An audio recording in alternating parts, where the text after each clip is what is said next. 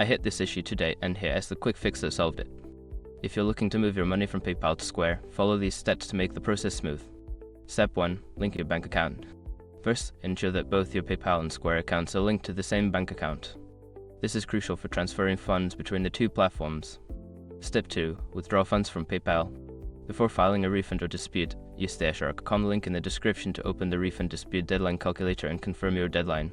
Step 3. Wait for processing. After initiating the withdrawal, it may take 1 minute to 3 business days for the funds to appear in your bank account.